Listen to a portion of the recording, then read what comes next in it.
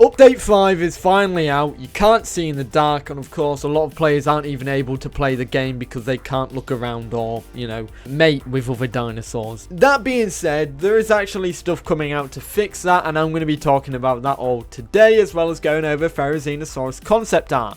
Timestamps for everything on the screen now. The first thing I'll be talking about in this video is the way to fix the movement issues and the courting issues. So let's just get right into it.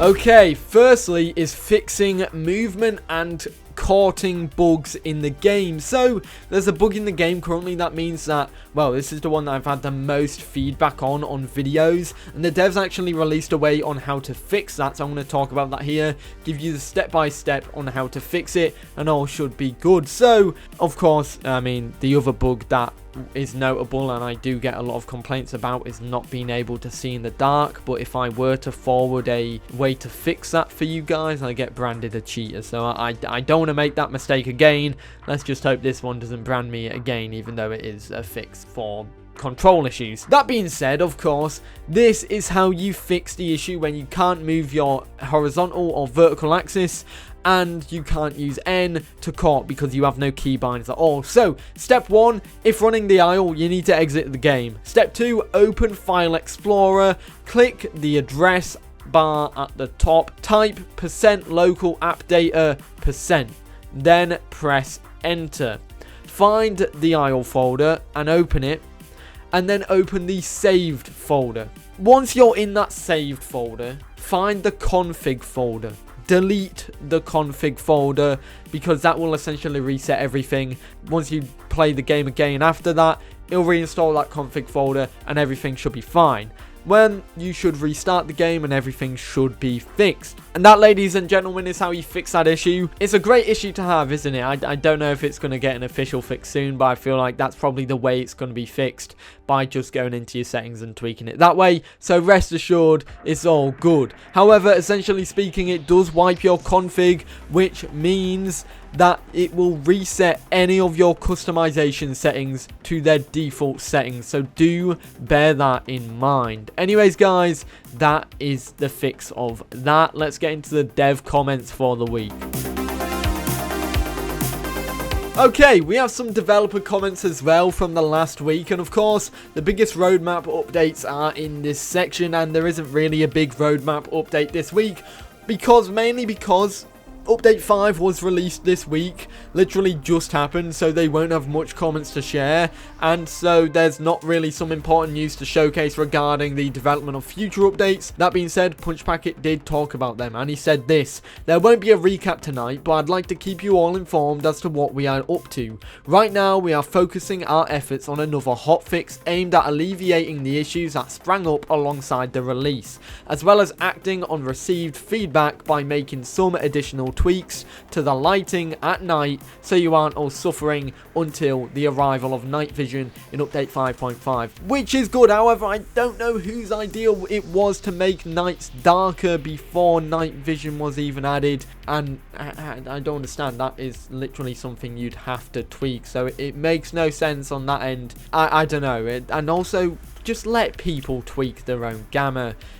Like, come on, some monitors will have worse gamma settings because obviously they're bought, each monitor has a different gamma setting. Some will be higher, some will be lower, so some people will see it on a darker scale than others. Being able to tweak it in game means that people will probably be able to, you know, play better. Just let us tweak our gamma settings, please. Otherwise people are just going to resort to going into the files and changing it on their own computer.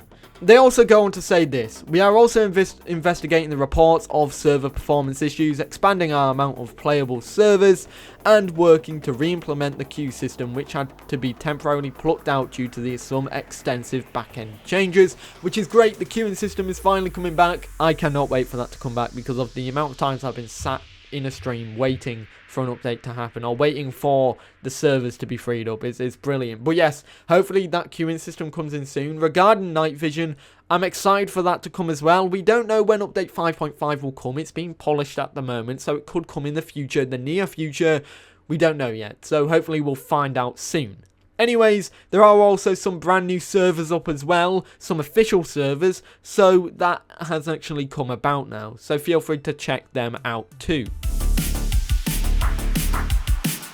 And here we are in, well, the browser, because we actually have some things to showcase regarding Therizinosaurus. We finally have some concept art for this dinosaur, and oh my god, there's some really cool stuff to showcase here that I'm going to talk about. So let's just get right into it, shall we? Let's go all the way over here for the first one.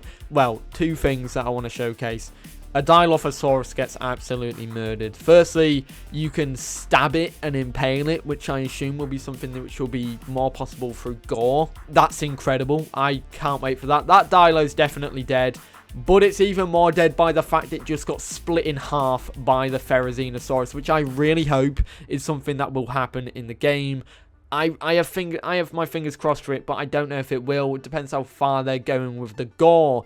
That being said, it looks really cool. I love the idea that, you know, you'll be able to impale a dinosaur with your claws and then split them apart. That would just be awesome. Anyways, the next one is, once again, the showcase of an impaled Troodon, which means that you'll be able to impale anything, big or small. This is actually like the Stegosaurus Phagomizers, so it'll have that same premise. You'll be able to impale smaller dinosaurs, most likely, like the Phagomizers on Stego, where you can have a dinosaur or AI creature stuck on your tails because you've impaled them with your spikes. So we'll have the same premise there.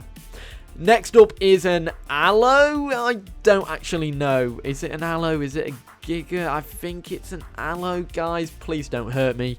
But it's, yeah, it's picked its wrong opponent. Once again, this will probably tie into gore. Look at the scars on the Allosaurus. You'll be able to bleed from them, which obviously will show even more to bleeding out.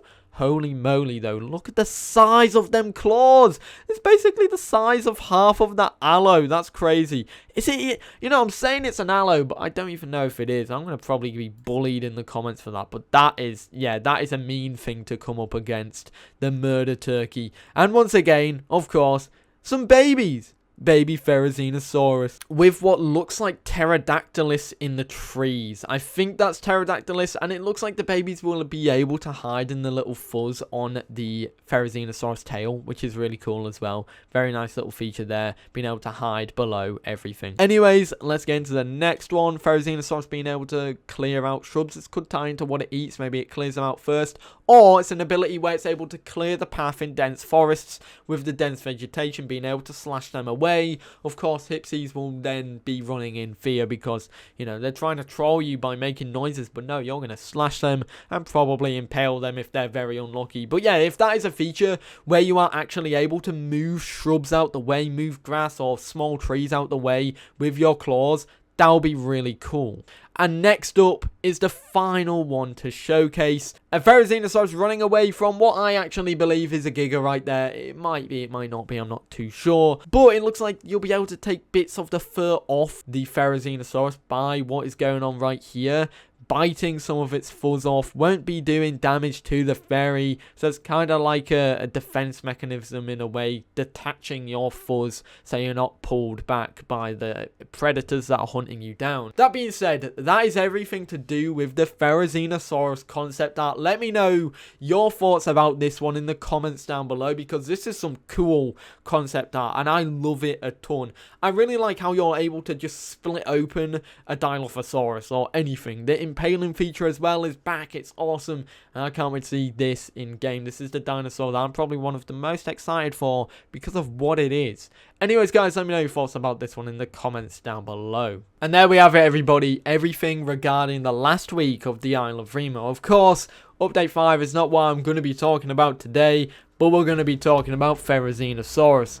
That being said, I hope you enjoyed. Let me know your thoughts about everything in the comments down below. Have you been able to get all of your bugs fixed that you have had with Update 5's release? And are you enjoying Update 5? Let me know in the comments down below. I'm loving it. Really like the update. Just not a fan of all the bugs and being totally blind in the dark. Anyways, guys, yeah, I'll see you all in the next one. Have a great day. Peace.